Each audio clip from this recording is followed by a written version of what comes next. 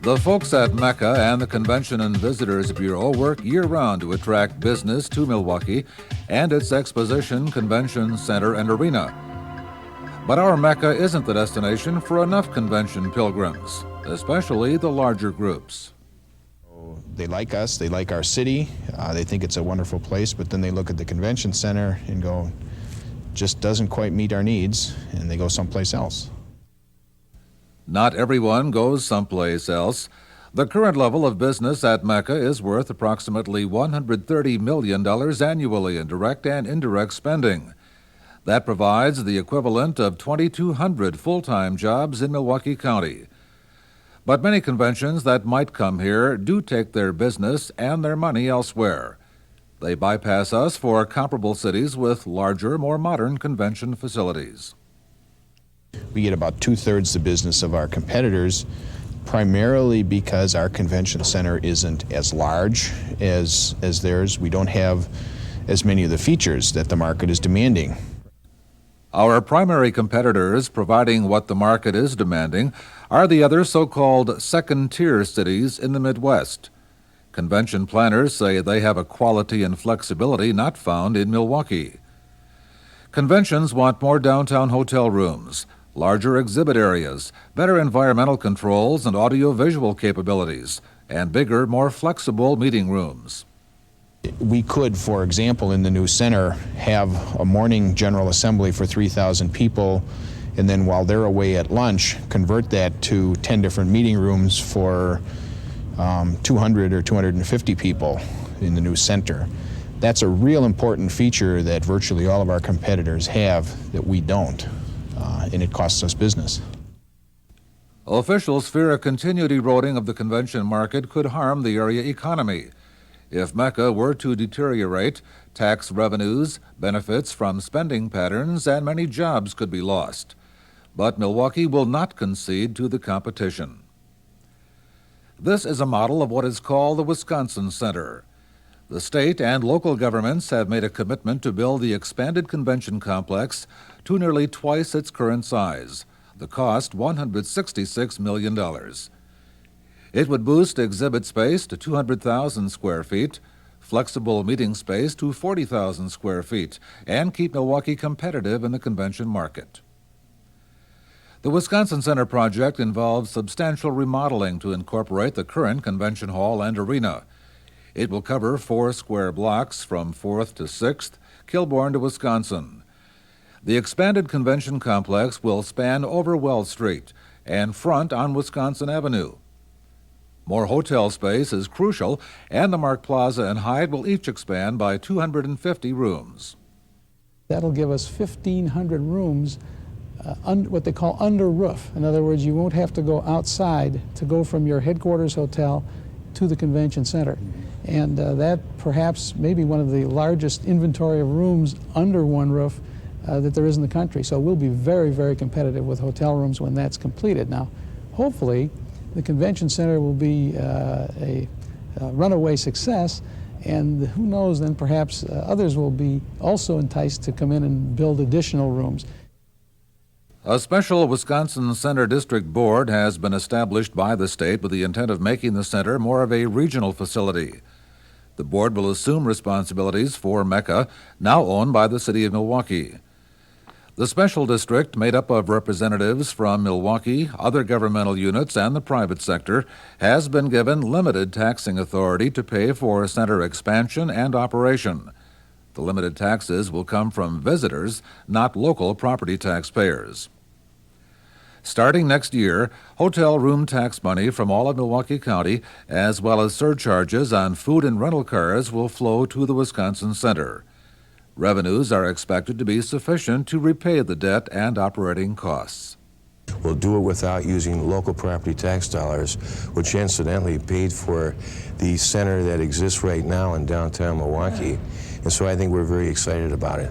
In the end, it's going to create 2,000 jobs. It's hopefully going to be the hub of activity to attract more people into downtown Milwaukee.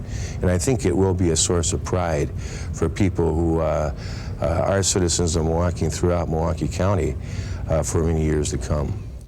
The new center should add to job stability for people like Darren Cotton, the maintenance and cleaning supervisor at Mecca. Darren has relied on the convention business for 14 years, and he's glad to see the new plans. Oh, very important, because it's going to create a lot of jobs. We're going to bring a lot of income for Milwaukee. Career-wise, lots more money, a bigger crew to supervise, and just a great opportunity to deal with international shows.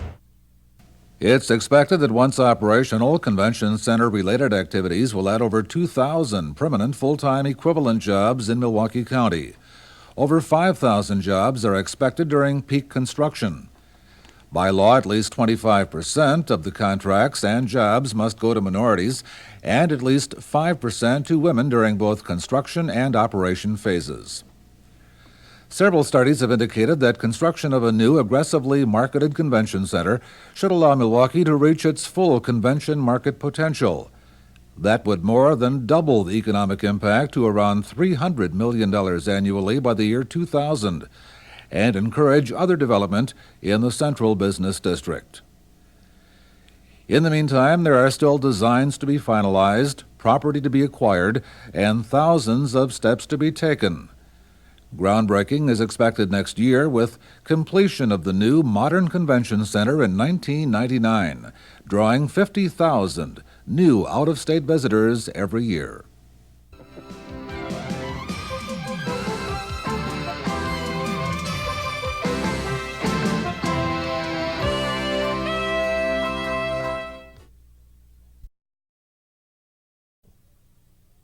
Here we go. Here we go. All right. This is a celebration of a bit of Milwaukee history and of a group of Riverside University High School students making history. A story of a Milwaukee street changing its name, and of the heroics and courage of Joshua Glover, a slave, and Sherman Booth, a newspaperman. It happened because of a history lesson on the Fugitive Slave Act of 1850. Whenever I told the Glover Booth story, invariably one or more kids would say, well, is there a Glover Street? And my answer would be no, and then the next question is always, or was always, why not? And I shrugged my shoulders and say, I don't know. Well, this year I said, well, let's try to find out, and let's try to do something about it. And they did do something about it. But before we tell you what they did, a look at why they did it, with a brief history lesson for the rest of us. It was a big story locally, happened right here in downtown Milwaukee. We know it today as Cathedral Square, but in the 1850s it was the site of the former Milwaukee County Courthouse and the county jail. Sherman Booth was an abolitionist newspaper editor in Milwaukee who tried to stop the recapture of slaves in free states. The Milwaukee County Jail held a fugitive slave from St. Louis by the name of Joshua Glover, captured, jailed here after working for 2 years in a Racine sawmill. According to newspaper accounts, Booth, who is shown on a horse in this illustration, led as many as 5,000 people in battering down the jailhouse door. Glover was freed and fled to Canada. Little is known about Glover after that, but the incident led to a national debate on the Fugitive Slave Act. Sherman Booth, who was himself jailed after the Glover escape, was later pardoned by President Buchanan. Booth Street was named for him 3 years later. Now, nearly 140 years later, Glover is joining him. Earlier this year, students from Charles Cooney's history class at Riverside went before the Common Council's Public Improvements Committee to appeal for the street name change. It's necessary for a positive step towards equality for minorities and a tribute to the man who risked his life to achieve it. And I would like to see this proposal passed so that I can proudly say I was a part of history and the hard work and determination that comes behind it. Justice and equality are still abused ideas, and that's why it's good to know that people, even not even old enough to vote, still can influence government with high concepts and noble purposes.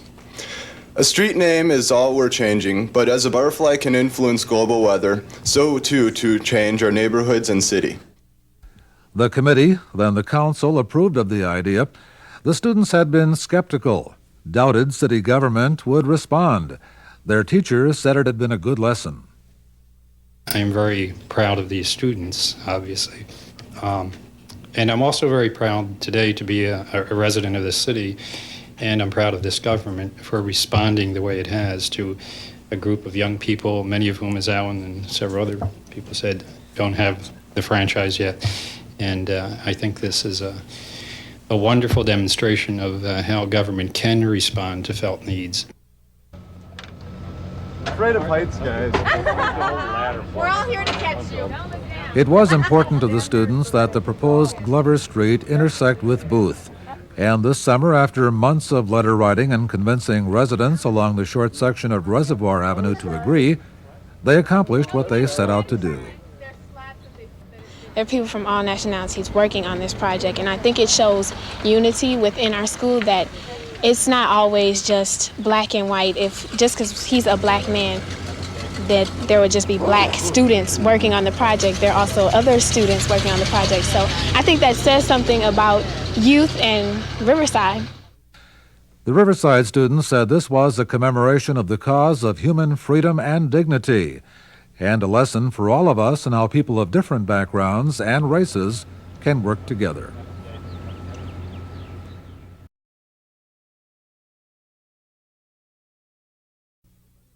The first thing is a special book.